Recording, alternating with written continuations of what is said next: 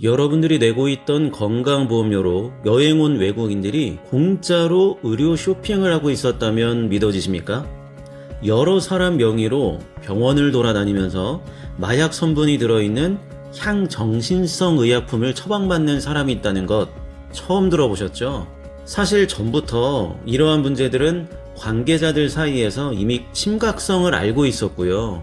문제가 심각하다는 걸 알고 있었지만 편의상 그냥 넘어가는 일 또한 비일비재했었습니다.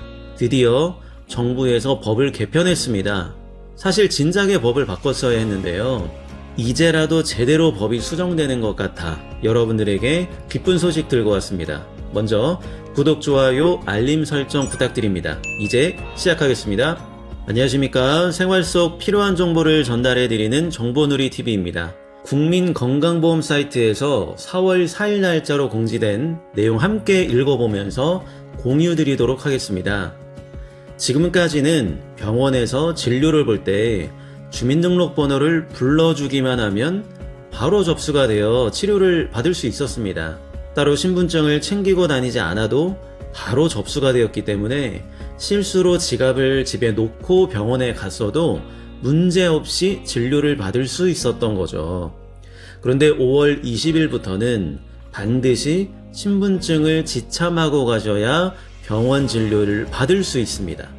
왜 더욱 깐깐하게 바뀌는 걸까요? 자, 이 제도를 추진하게 된 배경인데요. 건강보험 자격이 없거나 타인 명의로 향정신성 의약품을 확보하기 위해 건강보험증 등을 대여, 도용하는 부정수급 사례가 지속적으로 발생하고 있어 이를 사전에 예방하기 위해 본인 확인 강화의 필요성이 대두되었다고 합니다. 정당하게 건강보험료를 낸 본인이 병원에 가서 정당하게 진료를 받으면 아무 문제가 없었을 것입니다.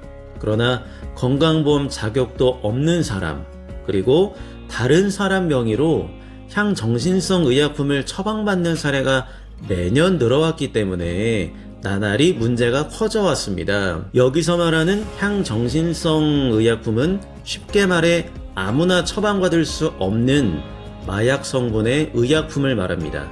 마약이라고 하면 무조건 나쁘게 생각하실 수도 있는데 의료용 마약도 있는 것입니다.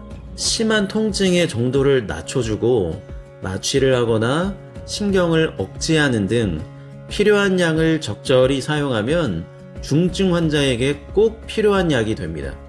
중요한 건 반드시 제대로 처방을 받아서 사용을 해야 한다는 것인데요. 쉽게 처방받을 수 있는 약이 아니다 보니 여러 사람의 명의를 도용하여 불법 처방받는 일이 있어져 왔다는 내용이 되겠습니다. 카드뉴스 그림의 그래프를 보시면 대여, 도용, 적발 건수가 잘 나와 있는데요. 2021년 32,605건, 2022년 37,771건, 2023년 무려 44,418건이나 적발이 되었습니다. 적발이 되지 않는 건수까지 있다는 것을 생각하면 도대체 얼마나 건강보험비가 줄줄 새고 있었는지 알 수 있습니다. 본인 확인이 제대로 되지 않은 채 진행되는 모든 일들은 다 위험성을 갖고 있는데요. 본인이 아니어도 금융 업무를 볼 수 있었던 과거에는 공개되지 않았던 엄청난 비리와 돈 문제들이 있었죠. 이 문제를 해결하고자 금융실명제가 실시되었고 아주 대표적인 성공 사례로 꼽힙니다. 이처럼 요양기관에서도 본인 확인하는 것을 필수로 여기게 되면 여태까지 문제가 되었었던 도용 사례들이 확 줄어들 것으로 보여집니다. 이어서 보시게 되면 이렇게 써져 있는데요.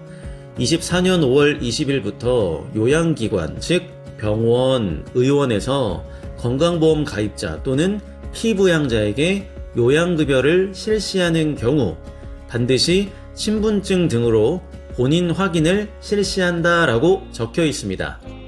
신분증과 같은 역할을 하는 것이 무엇이 있을까요?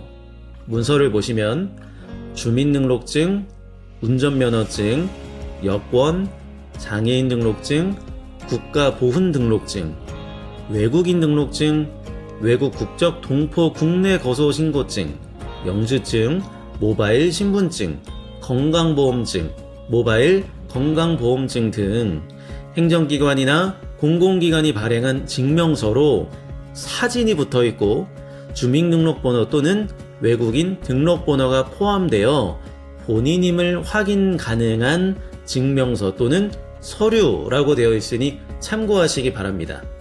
근데 경우에 따라 본인 확인이 어려운 경우도 있지 않겠습니까? 그래서 본인 확인 예외사항도 공지해 놓았습니다. 내용은 아래와 같은데요. 1. 19세 미만 사람에게 요양급여를 실시하는 경우. 2.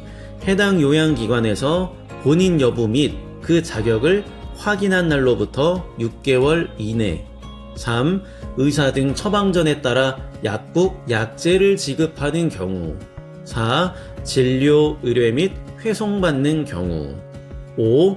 응급의료에 관한 법률 제2조 제1호에 따른 응급 환자. 6. 거동이 현저히 불편한 자 등 보건복지부 장관이 정하여 고시한 분. 이러한 분들은 주민번호만으로 본인 확인을 해도 진료를 받을 수 있도록 예외사항으로 규정하였습니다. 이렇게 본인 확인을 강화하게 되면 구체적으로 무엇이 좋을까요? 카드 뉴스를 보시게 되면 정확한 본인 확인을 통해 안전한 의료 이용이 가능해지고 건강보험 무자격자의 부정수급을 차단하여 건강보험 재정의 누수를 방지하며 건강보험증 대여, 도용으로 인한 약물 오남용을 사전에 예방할 수 있게 된다고 합니다. 물론 신분증이 꼭 있어야 진료를 받을 수 있다는 것은 조금 귀찮아진 부분도 없지 않아 있지만 우리가 내고 있었던 건강보험료가 정당한 곳에 적절히 쓰이게 된다면 이 정도 귀찮음은 얼마든지 참을 수 있을 것 같습니다. 특히나 요즘 마약으로 인한 문제가 심각한 가운데 약물 오남용이 줄어든다면 정말 획기적인 법 개정이 아닌가 싶습니다. 그런데 바쁘게 살다 보면 깜빡깜빡하지 않습니까? 분명히 영상을 봤는데도 불구하고 신분증 놓고 아무렇지도 않게 병원에 진료 보러 가는 사람 꼭 있을 겁니다. 신분증을 집에 놓고 왔다면 다른 방법도 있다고 하는데요. 플레이스토어 또는 앱스토어에서 모바일 건강보험증을 검색하시면 어플 하나가 나오는데요. 그것을 설치합니다. 어플이 설치되면 본인 인증할 수 있는 수단을 선택하여 인증을 하실 수 있습니다. 비밀번호를 설정하거나 지문 인증 같은 생체 인증 정보를 등록하시면 되고요. 모바일 건강보험증 조회 또는 건강보험 자격 본인 확인 QR을 요양기관 접수처에 제시하시면 본인 확인을 하실 수 있습니다. 다시 한번 정리해서 말씀드리자면 오는 5월 20일부터는 신분증을 들고 병원에 가야 진료를 받을 수 있습니다. 지금까지 타인 명의를 도용하여 부정수급하는 일이 많았기 때문에 법이 개정된 것인데요. 이렇게 법이 바뀜으로 인해 줄줄 새고 있던 건강보험 재정을 아낄 수 있게 되니 참 잘된 일이 아닐 수 없습니다. 신분증을 깜빡했다고 하여 걱정하실 필요는 없으시고요.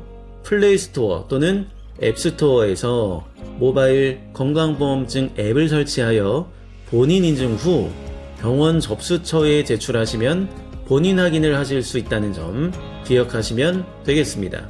오늘도 내용 유익하셨다면 구독, 좋아요, 알림 설정 부탁드리며 또 새롭고 유익한 내용으로 찾아뵙겠습니다. 감사합니다.